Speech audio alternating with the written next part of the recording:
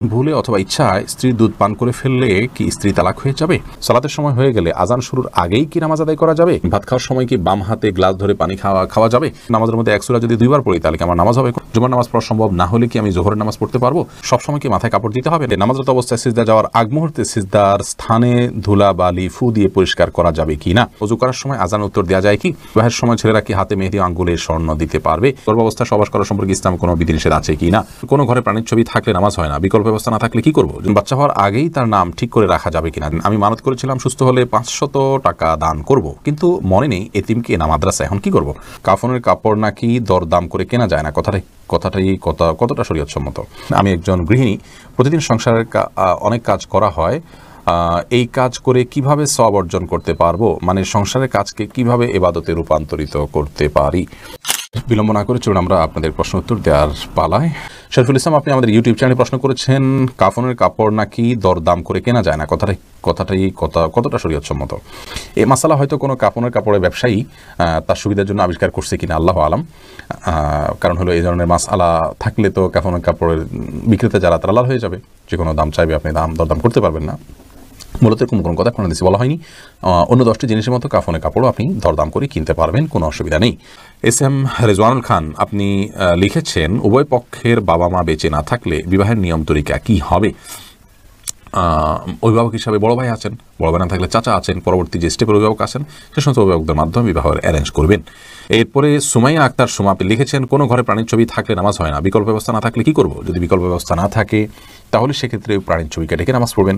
আর নামাজ হয় না বিষয়টা সেরকম না, ওই জায়গায় নামাজ পড়লে মাকরুহ হবে। বিশেষ করে যদি আপনার সলাতে সিজদার জায়গায় থাকে, সামনে থাকে, তাহলে সেক্ষেত্রে সেটা তো দৃশ্যত তাকে সিজদা করছেন এরকম আপনার মনেও আসতে পারে, বা দেখলে সেরকম দেখা যেতে পারে। এই জন্য এটা সরিয়ে নেবেন বা উপর করে রাখবেন। এভাবে বিভিন্নভাবে আপনি চেষ্টা করবেন। তাতেও যদি কোনো এরকমও যদি কোনো উপায় না থাকে তাহলে আপনি ওখানে সালাত আদায় করে নামাজ হবে না, বিষয়টা সেরকম না, মাকরুহ হবে, অপছন্দনীয় হবে। এরপর এমডি মাহমুদ হাসান, আপনি লিখেছেন নামাজরত অবস্থায় সিজদা যাওয়ার আগ মুহূর্তে সিজদার স্থানে ধুলা বালি ফু দিয়ে পরিষ্কার করা যাবে কি না? একান্ত প্রয়োজন না হলে এটি করবেন না, এবং এটি করতে গিয়ে অনেক সময় আমলে কাসির হয়ে যায়, অর্থাৎ আপনি এত বেশি ফু দিচ্ছেন। অনেকে দেখা যায় যে সিজদা যেতে গিয়ে এত বেশি ফুটা দিচ্ছেন আশেপাশে, তিনি আমলে কাসির করে ফেলছেন, অর্থাৎ তাকে একজন দর্শক দেখে নামাজে আসেন নাকি এমনিতে তিনি জায়গা পরিষ্কার করছেন, এটা সন্দেহের মধ্যে পড়ে যায়। এত বেশি যদি তার নামাজের অবস্থা থেকে হাইয়াত থেকে তিনি সরে যান তাহলে সেক্ষেত্রে তার নামাজ কিন্তু বিশুদ্ধ হবে না এবং নামাজ নষ্ট হয়ে যাবে। আর যদি এত বেশি মানে তিনি নড়াচড়া না করেন বা খুব আলতোভাবে ফু দিয়ে জায়গা পরিবর্তন করেন, পরিষ্কার করেন, তাহলে সেটা জায়েজ হবে। যদি এত ধুলাবালি হয় যে নিঃশ্বাসের সাথে তার নাকে ঢুকবে, তিনি ক্ষতিগ্রস্ত হবেন, অসুস্থ হবেন, এরকম আশঙ্কা থাকে, তাহলে এটি করা যেতে পারে। হাত দিয়ে একটু সরা দিলেন বা আপনি নাক দিয়ে ফু দিলেন, এটি জায়েজ আছে।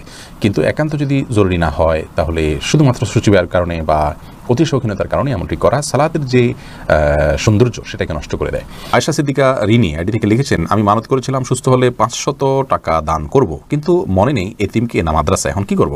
আপনি যে কোনো দানের খাতে আপনি দান করলে আদায় হয়ে যাবে ইনশাআল্লাহ বিদিনিল্লাহ। সিরাজুল ইসলাম আইডি থেকে আপনি লিখেছেন বাচ্চা হওয়ার আগেই তার নাম ঠিক করে রাখা যাবে কিনা? যাবে, কোনো অসুবিধা নেই। বাচ্চা হওয়ার আগে থেকে ছেলে হোক মেয়ে হোক, ছেলে হওয়ার সময় বেশি হিসাবে ছেলের নাম, অথবা ছেলে মেয়ে দুইটা রেখে দিলেন, আগে থেকে ঠিক করে রাখলেন, কোনো অসুবিধা নেই। হাই ব্যাখ্যা, আপনি ইউটিউব থেকে লিখেছেন আমি একজন গৃহিণী, প্রতিদিন সংসারের অনেক কাজ করা হয়, এই কাজ করে কিভাবে সওয়াব অর্জন করতে পারবো? মানে সংসারের কাজকে কিভাবে ইবাদতে রূপান্তরিত করতে পারি? দেখুন, একজন গৃহিণী তার সাংসারিক কাজকে ইবাদতে রূপান্তর করবার জন্য তার প্রথম কাজ হলো প্রত্যেকের হক যথাযথভাবে আদায় করা, সন্তানকে সঠিকভাবে লালন পালন করা, আল্লাহর সঙ্গে পরিচিত করানো, আল্লাহর নির্দেশে পরিচালনা করা, তাদেরকে সালাতে শিক্ষা দেওয়া, ইসলামী ভাবধারা শিক্ষা দেওয়া, স্বামীকে তার হকগুলো আদায় করা। নবী সাল্লাল্লাহু আলাইহি ওয়াসাল্লাম বলেছেন ওই মহিলা সবচেয়ে ভালো, শ্রেষ্ঠ, উত্তম, যাকে দেখে তার স্বামী সন্তুষ্ট থাকেন, দেখলে তার ভালো লাগে। এভাবে তিনি চলাফেরা করেন।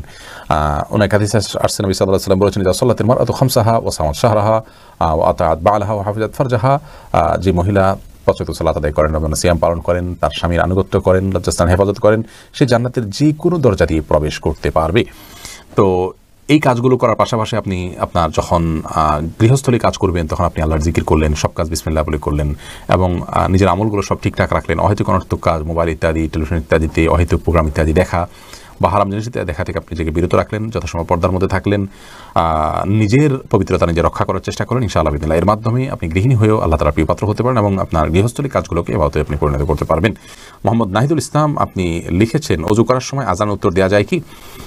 অজু করার ফাঁকে ফাঁকে আপনি যদি পানি অপচয় করা ছাড়া আজানের জবাব দিতে পারেন তো অবশ্যই দিতে পারেন। তবে মোহাম্মদ হাসান আপনি লিখেছেন, গর্ভাবস্থায় সহবাস করা সম্পর্কে ইসলাম কোনো বিধিনিষেধ আছে কি না? না, গর্ভাবস্থায় সহবাস করার পরে ইসলামের কোনো বিধিনিষেধ নাই। তবে আপনি এই অবস্থায় সহবাস করলে যদি বা গর্ভস্থ সন্তানের ক্ষতি হয় বা স্ত্রীর কষ্ট হয় বা ক্ষতি হয়, তাহলে সেক্ষেত্রে সেটি করা উচিত হবে না। শিশির ভেজা ঘাস এই আইডি থেকে আপনি লিখেছেন, সবসময় কি মাথায় কাপড় দিতে হবে? না, সবসময় মাথায় কাপড় দিতে হবে বোন, এমনটি মোটেও আবশ্যক নয়। আপনি পরপুরুষের সামনে গেলে বা সে আপনাকে দেখে ফেলতে পারে এরকম হলে সেক্ষেত্রে মাথায় কাপড় না, শুধুমাত্র আপনি আপনার সৌন্দর্য ঢাকবেন, মাথার কাপড়কে আরও টেনে দিয়ে আপনার সৌন্দর্য এবং রূপ লাবণ্য এগুলোকে ঢেকে তার সামনে যাবেন।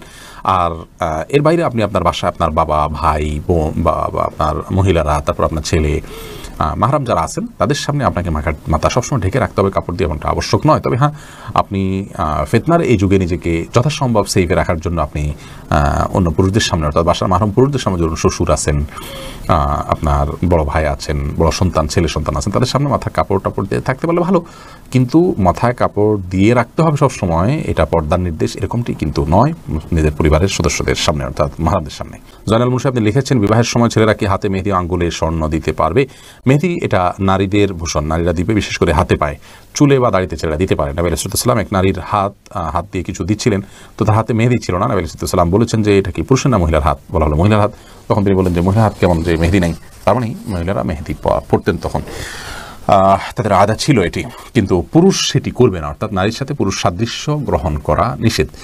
আর তাছাড়া সাজগোজ এটি মূলত নারীদের জন্য, সাজগোজ বলতে এই জাতীয় অতিরিক্ত যে সাজগোজ আছে সেটি, আর পুরুষও পরিপাটি হয়ে থাকবেন সেটি তো অবশ্যই ভালো।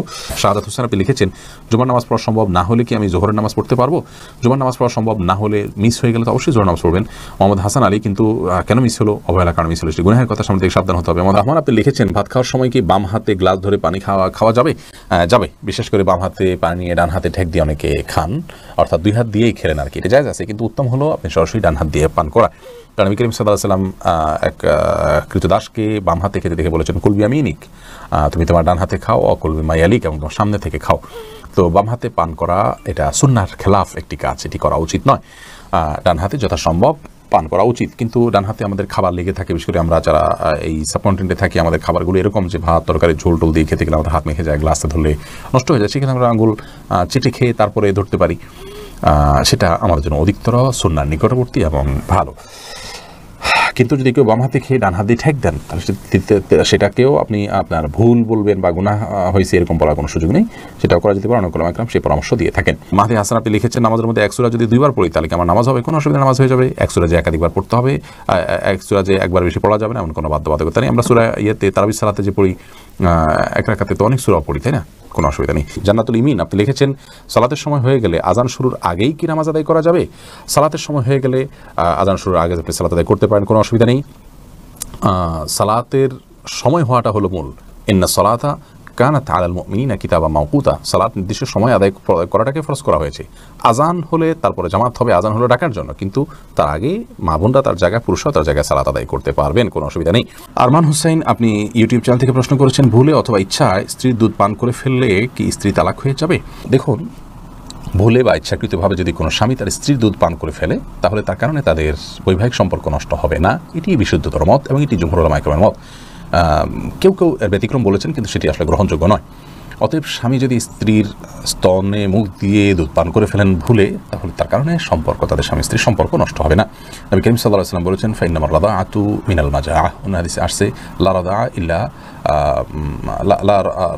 লা রাদাআ ইল্লা ফি সানাতাইন, আও কামা ক্বালা আলাইহিস সালাতু ওয়াস সালাম। 2 বছরের বাইরে গেলে যদি দুধ পান করানো হয়, সে দুধ পান করানোর ভিত্তিতে হারাম হওয়ার সম্পর্ক সাব্যস্ত হবে না। এবং এ বিষয়ে দুরুল মুখতারের মধ্যেও স্পষ্ট ফতোয়া রয়েছে। এবং প্রয়োজন ছাড়া আপনার একজন মানুষ অহেতুক কর্মকাণ্ড থেকে যথাসম্ভব, বিশেষ করে যেখানে নানা রকমের রিস্ক আছে, নানা রকমের আপনার সুবিধা অসুবিধার দিক সেখানে চলে আসতে পারে, এ ধরনের বিষয়ে মানুষ যথেষ্ট সাবধান এবং সচেতন হতে হবে। স্ত্রীর দুধ যদি অনিচ্ছাকৃতভাবে কারোর মুখে চলে যায় এবং সে পান করে ফেলে, তাহলে সেটা মানে ইচ্ছাকৃত যদি কেউ করে তাহলে সেটা নাজায়েজ হবে, গুনাহের কথা হবে। যদিও কোনো জায়েজ বলেছেন, কিন্তু নাজায়েজ এবং গুনাহ হবে, এই মতটি অধিকতর শক্তিশালী। সাবির আহমদ আপনি আইডি থেকে লিখেছেন, মসজিদে না গিয়ে নিয়মিত নিজের ওয়াইফের সাথে ঘরে জামাতে নামাজ আদায় করা কি সঠিক হবে? মোটেও সঠিক হবে না ভাই সাব্বির। কারণ হলো আমাদেরকে আল্লাহ রাব্বুল আলামিন যে দিন দিয়েছেন, এই দিনে 5 ওয়াক্ত সালাত হলো সবচেয়ে গুরুত্বপূর্ণ আমল। আর এই 5 ওয়াক্ত সালাত পুরুষদের জন্য মসজিদে গিয়ে সালাত আদায় করার নির্দেশনা আমাদেরকে দেওয়া হয়েছে। নবী সাল্লাল্লাহু আলাইহি ওয়াসাল্লাম বলেছেন 3 ব্যক্তি যাদের ব্যাপারে আল্লাহ রাব্বুল আলামিন নিজে জাবির এবং জিম্মাদার হয়ে যান, তাদের মধ্যে এক ব্যক্তি হলেন ওই ব্যক্তি যে মসজিদে যাতায়াত করে সালাত আদায় করার জন্য। অন্য এক হাদিসে নবী আলাইহিস সালাম বলেছেন, আলা আদুল্লুকুম আলা মা ইয়ামহুল্লাহু বিল খাতায়া ওয়া ইয়ারফাউ বিহি দারাজাত, আমি তোমাদেরকে এমন আমলের কথা বলে দিব না যে আমলের কারণে আল্লাহ তাআলা তোমাদের মর্যাদা বৃদ্ধি করবেন এবং তোমাদের ভুল ত্রুটিগুলোকে মাফ করে দিবেন। সেই প্রশ্নের পর সাহাবীরা বলেছে, অবশ্যই বনি রাসূলুল্লাহ। তখন নবী সাল্লাল্লাহু আলাইহি ওয়াসাল্লাম যে আমলগুলোর কথা বলেছেন তার মধ্যে একটা আমল হলো মসজিদে চেয়ে ঘন ঘন যায়। তো মসজিদে যাওয়া, মসজিদে গিয়ে সালাত আদায় করার জন্য নির্দেশ আমাদেরকে দেওয়া হয়েছে। আর জামাতের আয়োজনটা মসজিদ হবে পুরুষদের জন্য, এতেই জামাতের যে উদ্দেশ্য সেটা সাধিত হবে। বাসায় আপনি যদি আপনার স্ত্রীকে নিয়ে জামাত নিয়মিত করেন অথচ আপনার হাতের নাগালে আশেপাশে মসজিদ থাকে, তাহলে আপনার এই কাজটি উচিত হবে না, সঠিক হবে না। জামাতের সাথে সালাত আদায়ের যে নির্দেশ, সেই নির্দেশটা পালন হবে না। হ্যাঁ, আপনি জামাত আদায়ের সবটা পেলেন শুধুমাত্র। অবশ্য এ বিষয়ে রদ্দুল মুখতারের যে ফতোয়া রয়েছে সেই ফতোয়া কিন্তু আমরা সামনে রাখি, তাহলে সেক্ষেত্রে দেখতে পাই যে যদি আপনার পরিবার পরিজনের সদস্য যারা আছেন তাদেরকে নিয়ে আপনি জামাতের আয়োজন করেন, ধরুন মসজিদ দূরে, আপনি আপনার বাসা বাড়িতে বা আপনার বিল্ডিংয়ে যারা আছে তাদেরকে নিয়ে আপনি সালাতের আয়োজন করলেন, জামাতের আয়োজন করলেন সবাইকে নিয়ে, তাহলে এটা মাকরুহ হবে না। কিন্তু সেক্ষেত্রেও মসজিদে জামাতের সাথে সালাত আদায় করাকে আফদল বলা হয়েছে রদ্দুল মুখতারে।